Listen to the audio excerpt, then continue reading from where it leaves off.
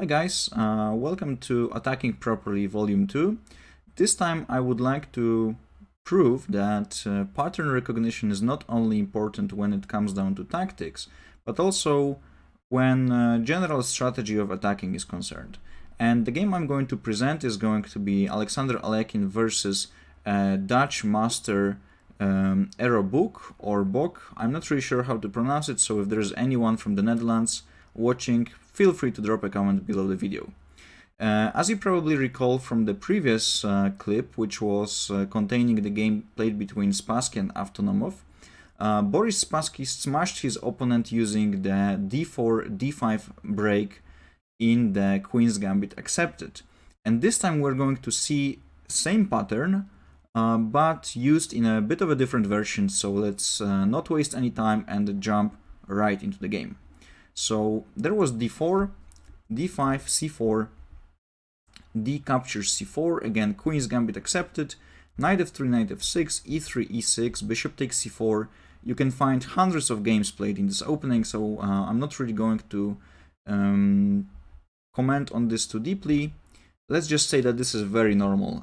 Queen e2, this is also a position we've seen in Spassky Avtonomov, so not only do you see the strategy of attacking, but also a bit of a lecture on how to win with white when your opponent plays Queen's Gambit accepted.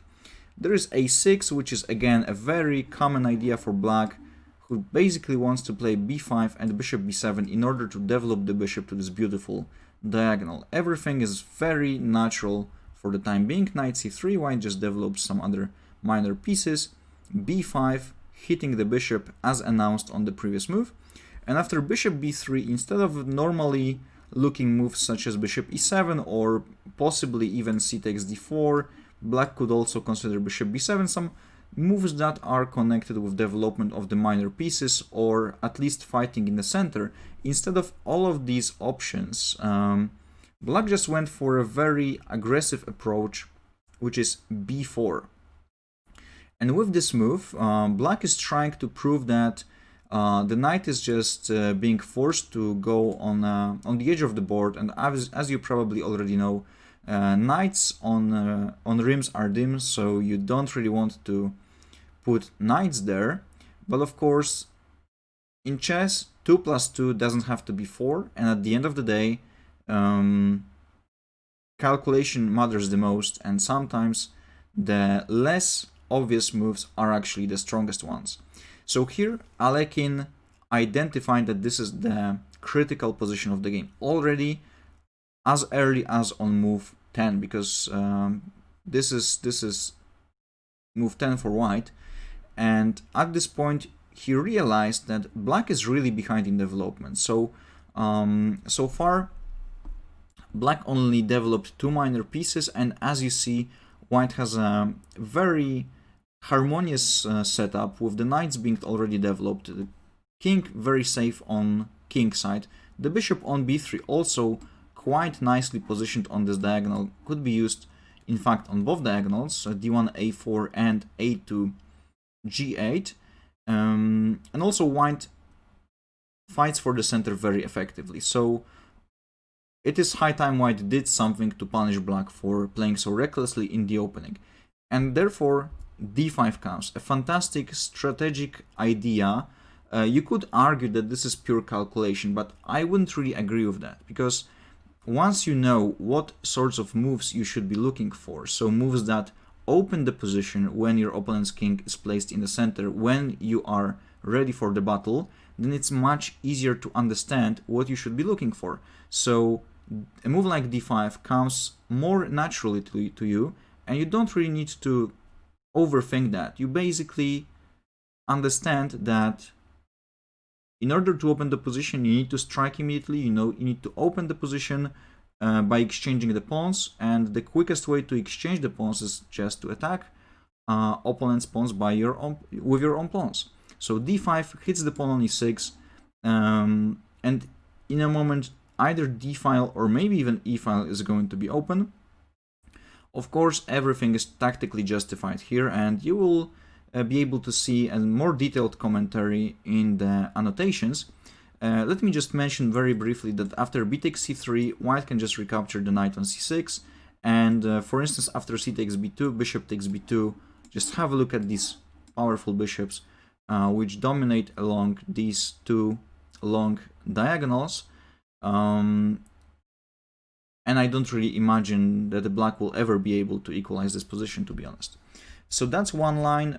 Another quite critical line goes e takes d5 or knight takes d5, which would lead to pretty much same position, and this is probably the key to understanding Alekhine's idea.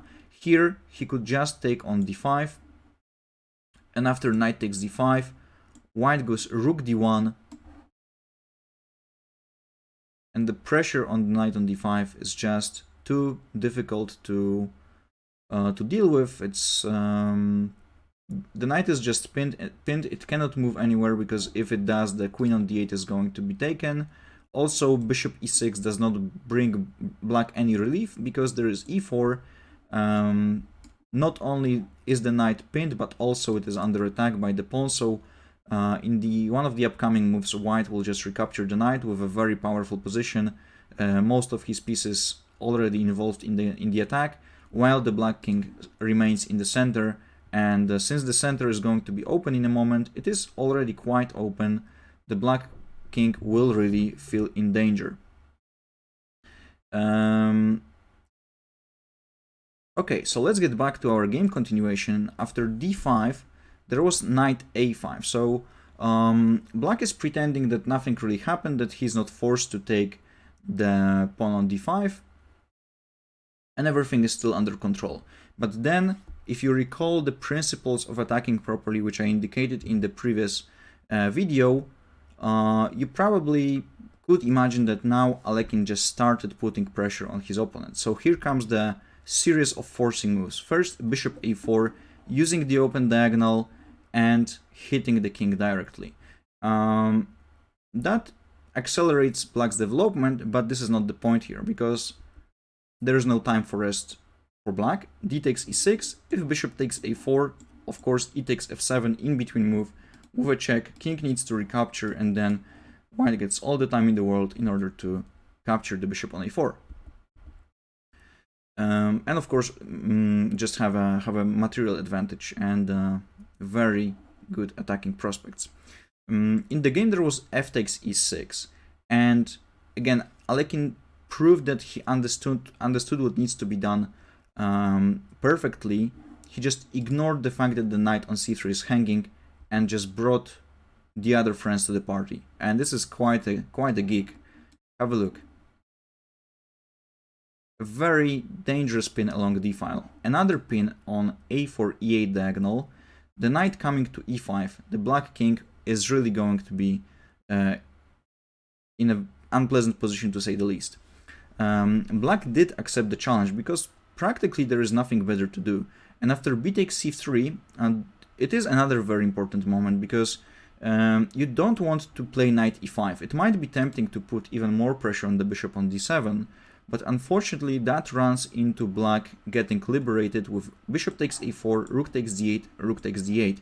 And please keep in mind that losing the queen is not the end of the world. You don't lose the game when you lose the queen, and in fact two minor pieces and the rook are stronger than the queen. Even if you apply simple mathematics, you realize that those three pieces amount to 11 points overall, and the queen is just 9. Plus, the queen is outnumbered, so this is just a very promising position for black.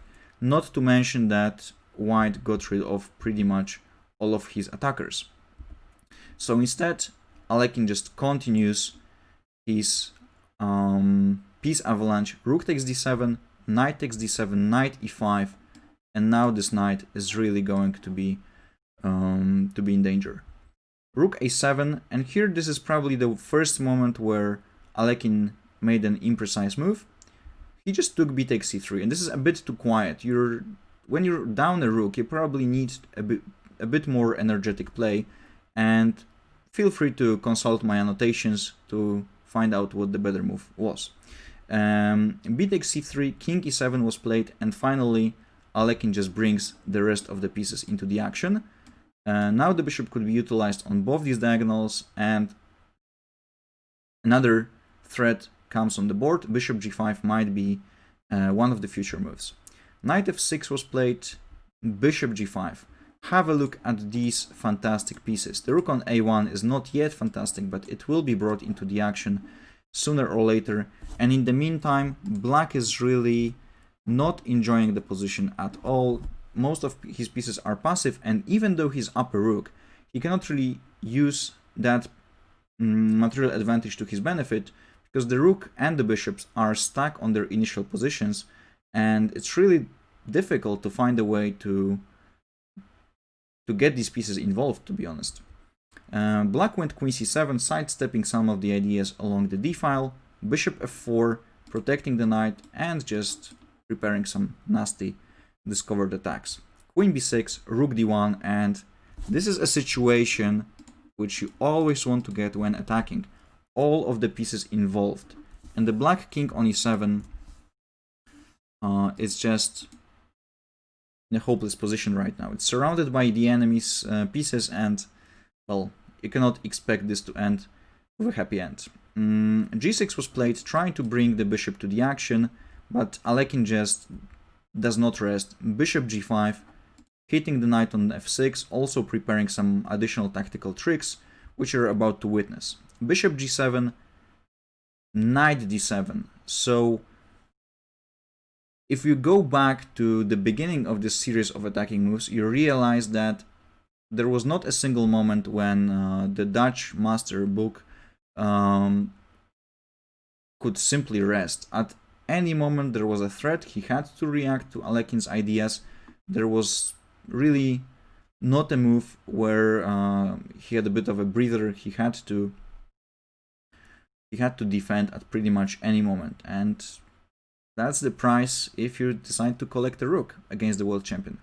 Rook takes d7 was played, but that's just the beginning of the end. Rook takes d7, pay attention, this knight cannot take the rook because there is a pin, which is an important detail in this position. King f8, bishop takes f6, everything comes with force, there is really no time wasted. And after bishop takes f6, bishop takes f6, the rook is still in the corner, it cannot support the black king. White just plays e5 because he knows that if the bishop goes away, the queen is going to be brought to the attack on the f-file. And at this point, black just realized, understanding what's coming, and that the queen is going to be involvement of the queen is going to be the end for him. Also, just quick remark, queen b1 does pretty much nothing, because white can just calmly cover the check with rook d1, and in the very next move he's going to collect the highlighted bishop on f6. So, a fantastic display of attacking chess by Alexander Alekhine. Pay attention to this d5 break, you might be able to utilize it in some of your games, and I wish you will be able to do that. I hope you enjoyed it. This has been Mateusz Kołosowski. Thanks.